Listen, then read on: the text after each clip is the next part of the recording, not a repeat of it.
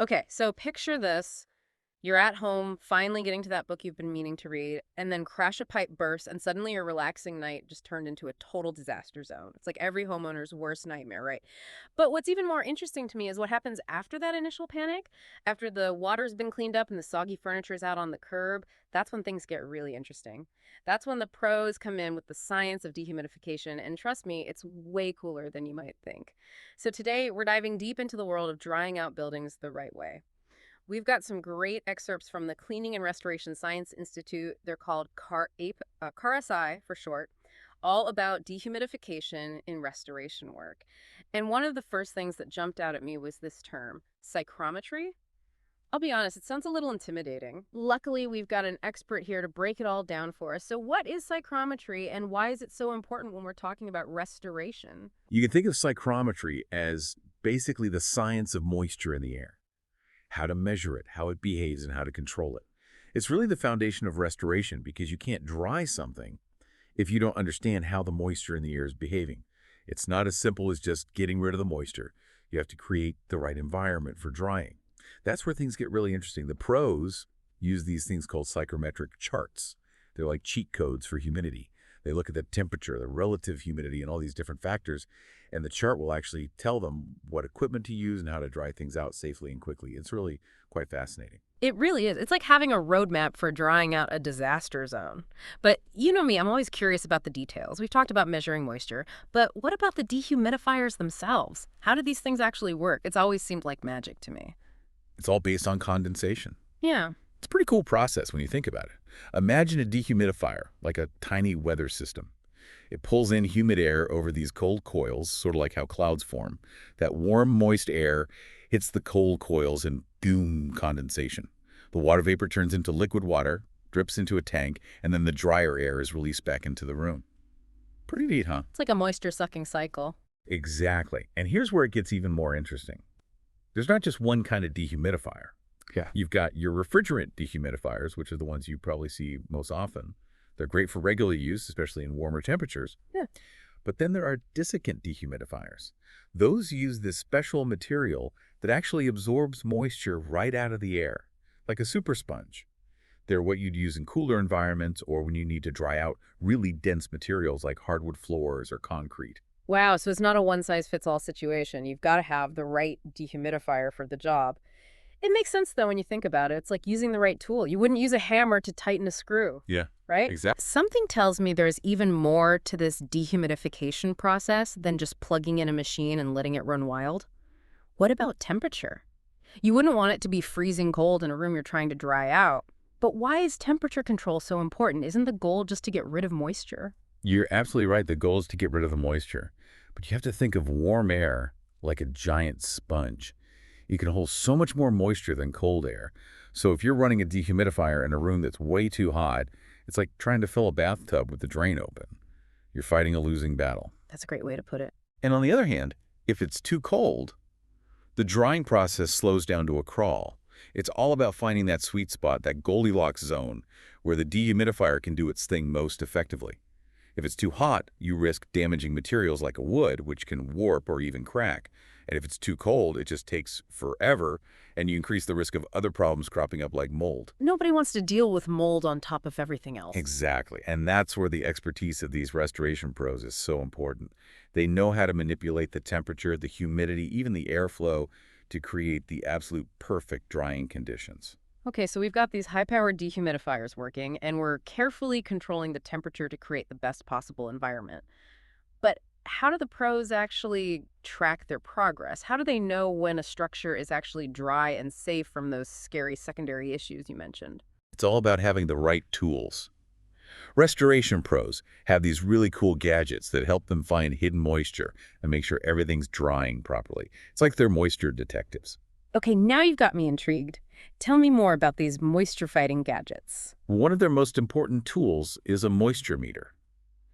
Imagine you walk into a water-damaged building. It might not look too bad at first glance, but you could have moisture hiding behind the walls, under the floors, all these places you can't see. That's where the moisture meter comes in. So it's like a moisture-seeking bloodhound. Exactly. It measures how much moisture is trapped in different materials like wood, drywall, concrete. Hmm. It's pretty simple to use, actually. You just touch the meter to the surface, and it gives you a reading. The higher the reading, the more moisture you've got lurking in there. So they can use these meters to get a really clear picture of what's going on, even in those hard-to-reach spots. Yep. And that lets them figure out how bad the damage really is and where they need to focus their efforts. But it gets even cooler than that. Yeah. They also use these things called thermal imaging cameras. Oh, yeah, I've seen those on TV. They look like something out of a sci-fi movie. Right. They're basically like X-ray vision for moisture. Water holds heat differently than other materials. So with a thermal camera, you can actually see where the moisture is hiding. Wow, so they can see through walls.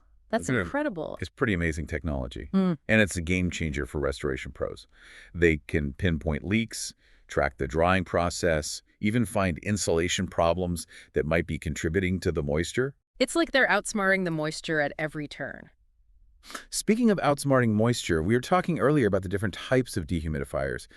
It's not just a one-size-fits-all thing, is it? Can you break down those different types a little more for me? Of course. Picking the right dehumidifier is kind of like choosing the right cooking tool. You wouldn't use a whisk to flip a pancake, would you? Well, maybe if I was feeling really adventurous. Right. Well, using the wrong dehumidifier is kind of like you might get the job done eventually, but it's going to take a lot longer and it might not turn out so great. So let's talk about the two main types of dehumidifiers: refrigerant and desiccant. Hit me with it. I'm ready to become a dehumidifier expert. Okay, so first up, we've got refrigerant dehumidifiers. Yeah. These are the most common type. They use that condensation process we talked about earlier. They pull in the humid air, pass it over those cold coils, the moisture condenses and drips into the tank. Easy peasy. Just like we talked about, it's amazing how that works. Right. Refrigerant dehumidifiers are great for everyday use. They're pretty energy efficient, and they work really well in warm, humid environments. So they're the go-to for keeping your basement from feeling damp. Exactly. They're your everyday moisture warriors. Yeah. But then sometimes you've got a situation where a refrigerant dehumidifier just isn't going to cut it. That's where desiccant dehumidifiers come in. Okay, tell me more about these desiccant dehumidifiers. What makes them different? Well, instead of using condensation, they use this special material called a desiccant to remove moisture. It's kind of like a super absorbent sponge. It pulls the moisture directly out of the air. A sponge. That sounds almost too simple. I know, right? But trust me, it works. And once the desiccant is full of moisture, the dehumidifier heats it up and releases the moisture into the air outside. Desiccant dehumidifiers are amazing in cooler temperatures, and they're much better at drying out dense materials like hardwood or plaster. So they're like the heavy-duty moisture extractors. Exactly. And they're also a good choice when you need to be careful about the humidity levels, like if you're drying out antique furniture or books that have been damaged by water. So gentle, yet powerful. I like it. But I'm guessing there's a catch, right? You got it. They tend to use more energy than refrigerant models, and they can be a bit more expensive to buy. Ah, so it's a trade-off like everything else. Pretty much, yeah. But that's why it's so important to talk to a professional. They can look at all the factors and recommend the right type of dehumidifier for your specific situation. It's all about working smarter, not harder. Speaking of working smarter, I'm curious to hear more about how the pros actually figure out the ideal drying environment. We've talked about temperature, but what other things do they take into account? So before the break, we were talking about all the different types of dehumidifiers and how important it is to choose the right one. Right. It's not as simple as just buying the biggest one you can find. Exactly. There's a real science to it. So what else do the pros think about when they're creating that perfect drying environment? Well, one of the most important factors is airflow. Airflow. So it's not enough to just remove the moisture from the air. You have to keep it moving too. Exactly. You got to think of it like this.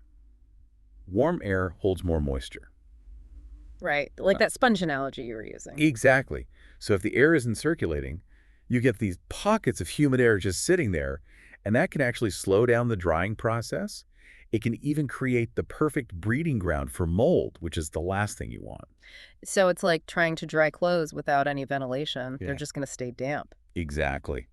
That's why you'll often see restoration pros using those big, powerful fans. They call them air movers, along with dehumidifiers. The air movers help to circulate the air and prevent those stagnant pockets from forming. It's like they're creating a symphony of drying power.